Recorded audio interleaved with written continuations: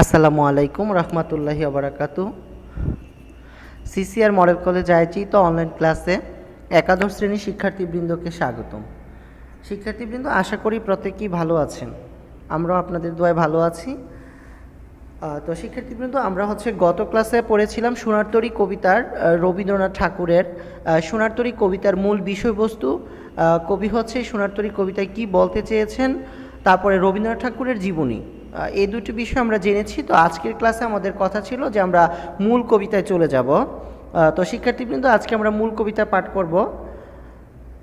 গগনে গরজে মেঘ ঘন বরষা, কুলে একা বসে আছি নাহি বরষা, রাশি রাশি ভাড়া ভাড়া দান কাটা হল সারা, বরা নদী ক্ষুরো দ্বারা খর পরশা। তো শিক্ষার্থীবৃন্দ, আমি কিন্তু বলেছিলাম যে এটি একটি মূলত প্রতীকী কবিতা, যেখানে রবীন্দ্রনাথ ঠাকুর একজন কৃষকের কথাগুলো প্রকাশ করার চেষ্টা করেছেন, কি কৃষকের অন্তরালে, কিন্তু প্রতীকী অর্থে মূলত কবি নিজেই কবিতাটি বলেছেন, বা কবি নিজের জীবনকে নিয়ে কবিতাটি বলার চেষ্টা করেছেন। বলছে গগনে গরজে মেঘ ঘন বরষা, বলছে গগনে গরজে মেঘ, বলছে এই যে গরজে শব্দের অর্থ গর্জন করে। গগনে তো আমরা জানি আকাশে কি করছে, মেঘ ঘন, এই যে গগনে গরজে মেঘ আকাশে কি করছে, মেঘ গর্জন করছে, ওদিকে কি ঘন বর্ষা, চারদিকে আবার কি মেঘের জন্য ঘন বর্ষার তৈরি হচ্ছে। বলছে কুলে একা বসে আছি নাহি বরষা, বলছে ওই কৃষক কি করছে, ধান কেটে কৃষক কি করছে, আকাশে প্রচুর মেঘ, তারপর চারদিকে বর্ষার পানি থই থই করছে, ওদিকে একজন কৃষক কি করছে, নদীর একটি জমির চারপাশে নদী, আর সেই কি জমিটার মাঝখানে কৃষক নদীর মাঝখানে জমিটাতে ধান কেটে কৃষক কি করছে, ওদিকে আকাশে কি মেঘ জমছে, বৃষ্টি নামবে, ওদিকে নদীর পানি, বন্যার পানি, বর্ষার পানি থই থই করছে। এরকম একটা পরিস্থিতিতে ধান কেটে একজন অসহায় বা একজন নিঃস্ব কৃষক কি করছে, কুলে বসে আছেন। ওই যে বলছে রাশি রাশি ভাড়া ভাড়া ধান কাটা, বলে অনেক রাশি রাশি ভাড়া ভাড়া অর্থ যে ভাড়া অর্থ ধান রাখার যে পাত্র, একরকম পাত্রের সমষ্টি বোঝাতে এখানে ব্যবহৃত হয়েছে ভাড়া ভাড়া। বলছে যে রাশি রাশি ভাড়া ভাড়া প্রচুর ধান কাটা শেষ হয়েছে, ধান কাটা হলো সারা, নদী ভরা নদী ক্ষুরো দ্বারা খর পরশা।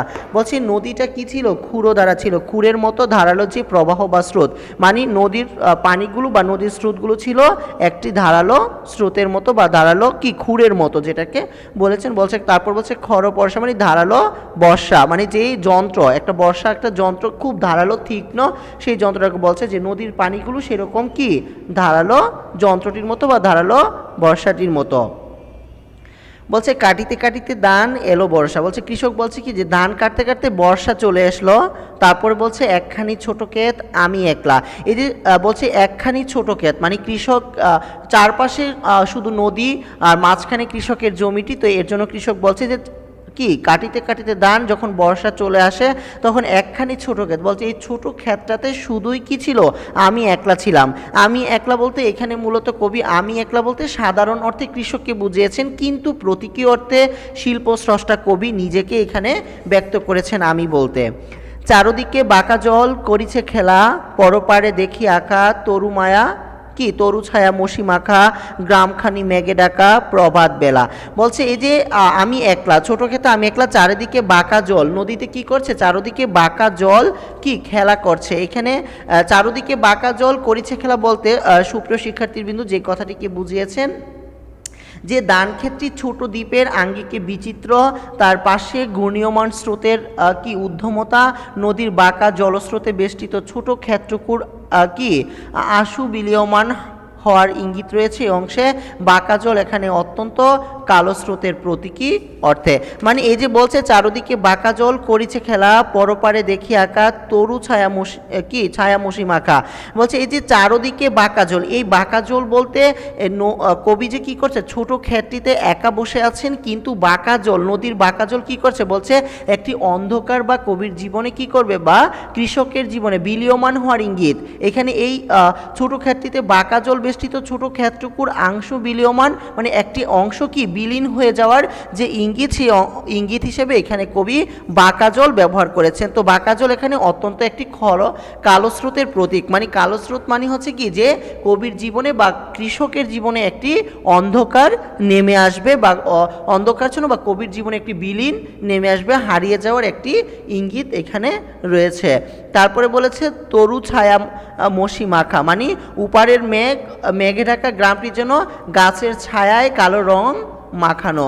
গাছের ছায়া কি, গাছের ছায়ার কালো রঙে মাখানো, সেটাই বলছে তরু। তরু তো অবশ্যই গাছ, ছায়া তো আমরা বুঝি যে গাছের ছায়াটা যেন কালো মসি মাখা, মানে কালো রঙে মাখানো, এই কথাটি বলেছেন। বলছে গ্রামখানি মেঘে ডাকা প্রভাতবেলা, মানে সকালবেলায় কি করছে, গ্রামটি একদম মেঘে ঢেকে গেছে। উপারেতে ছোট ক্ষেত আমি একেলা, গান গেয়ে তরিবে কে আসে পারে, দেখে যেন মনে হয় চিনি উহারে, ভরা পালে চলে যায় কোনো দিকে নাহি চায়। এই যে বলছে সুপ্রিয় শিক্ষার্থী, কত চমৎকার কথা যে উপারেতে ছোট ক্ষেত, মানে নদীর ওই পারে হচ্ছে ছোট ক্ষেত, আমি একলা, মানে নদীর ওই পারে যে ছোট ক্ষেত রয়েছে, চারদিকে নদী, আর সেই ছোট ক্ষেতটিতে কি হচ্ছে কবি বা কৃষক একা সেখানে রয়েছে। বলছে গান গেয়ে তরিবে কে আসে পারে, বলছে ওই পার থেকে কি করে, নদীর ওপারে কি বলছে ছোট ক্ষেত আমি একলা ওপারেতে, আর এই পার থেকে কি করছে, মানে নদী দিয়ে একজন মাঝি, এই যে গান গেয়ে তরিবে, গান গাচ্ছে, আর তরি মানে হচ্ছে নৌকা বেয়ে কে আসে পারে, মানে একজন জেলে কি করছে, মাঝি পারে আসছে, সেটাই বলছে কৃষক মানে সন্ধান করছে, বা কি এখানে হচ্ছে কৃষক হচ্ছে কি যে মানে নিরাসক্ত, একদম কোনো দিকেই সে দৃষ্টি পাচ্ছে না, তখনই সে বলছে যে গান গেয়ে তরিবে কে আসে পারে, মানে খুরের মতো ধারালো জলস্রোতে গান গাইতে গাইতে যে মাঝি পাড়ের দিকে এগিয়ে আসছে, রবীন্দ্র ভাবনায় সে নির্মোহ মহাকালের একজন প্রতীক।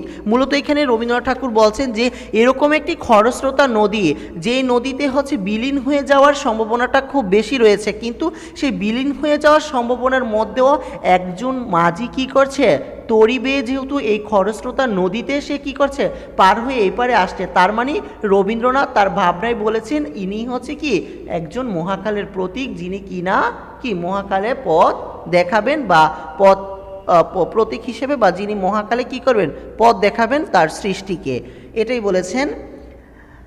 দেখে যেন মনে হয় চিনি উহারে, কবি আবার কি করছে, এখানে আশঙ্কা প্রকাশ করছে যে আমার মনে হচ্ছে আমি যেন সেই মহাকালের প্রতীককে বা মাঝিটাকে আমি চিনি। এইখানে মাঝি মানে বাহ্যিক অর্থে মাঝি হিসেবে প্রকাশ, কিন্তু কবির রবীন্দ্রনাথ ঠাকুরের ভাবনায় অন্তর্নিহিত অর্থে মূলত এখানে এই মাঝিকে এখানে কি মানে অন্তর্নিহিত অর্থে হচ্ছে মহাকালের প্রতীক হিসেবে কবি ব্যবহার করেছেন।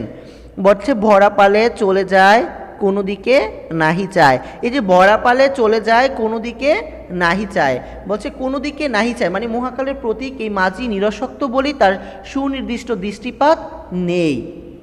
বুঝতে পেরেছেন, কোনো দিকে নাহি চায়, এই লাইনটার মানে হচ্ছে যে সে যেহেতু এই মাঝি যেহেতু মহাকালের এই প্রতীক, সে হচ্ছে কি করবে, তার সৃষ্টিকে কি করবে, পথ দেখাবে, পথ প্রদর্শক হিসেবে, এই জন্য এই মাঝি নিরাসক্ত, তার কোনো আসক্তি নেই, পৃথিবীর দিকে কোনো আসক্তি নেই বলে সে কোনো দিকে না তাকিয়ে সে কি করছে, সে শুধু তার দৃষ্টিতে সে শুধু ছুটে চলছে। এটা কি বলছে যে মহাকালের প্রতীক এই মাঝি নিরাসক্ত, মানে যেহেতু মহাকালের প্রতীক, যেহেতু সে একজন ব্রত ব্যক্তি, সেহেতু তার এই পৃথিবীর কোনো কিছুর দিকে তাকানোর কোনো গুরুত্ব সে মনে করছে না বলেই সে কি করছে, শুধু সে তার গন্তব্যের দিকেই ছুটে চলছে। এটা কি বলছে যে মহাকালের প্রতীক এই মাঝি নিরাসক্ত বলেই তার সুনির্দিষ্ট দৃষ্টিপাত কি নেই, সে কোনো দিকে তাকাচ্ছে না। তারপর বলছে দেখে যেন মনে হয় চিনি হারে, এই আগন্তুক মাঝি কৃষক বা শিল্পস্রষ্টা কবির হয়তো চেনা।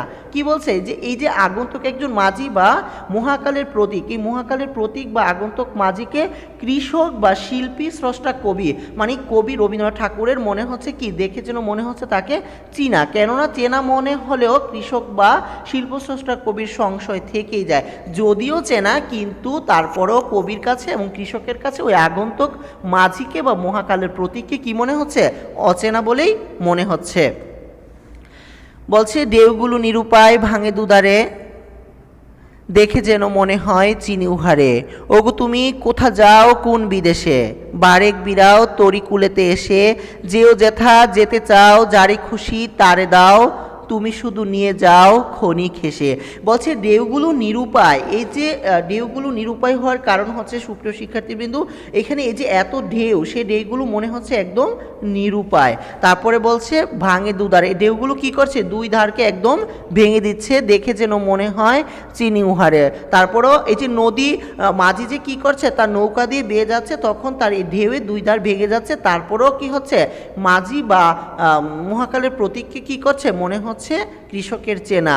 ওগো তুমি কোথা যাও কোন বিদেশে, তখন মাঝিকে কি করছে, আমাদের যে কৃষক রয়েছে বা কবি স্রষ্টা রয়েছে, তিনি কি করছেন, যে ডাকছে, ওগো তুমি কোথা যাও কোন বিদেশে যাও। বারেক বেরো, বলছে একটু বিরাও তরি কুলেতে এসে, বলছে তুমি একটুখানি তোমার তরিটা কি করো, তোমার নৌকাটা এই কুলেতে ভিড়াও।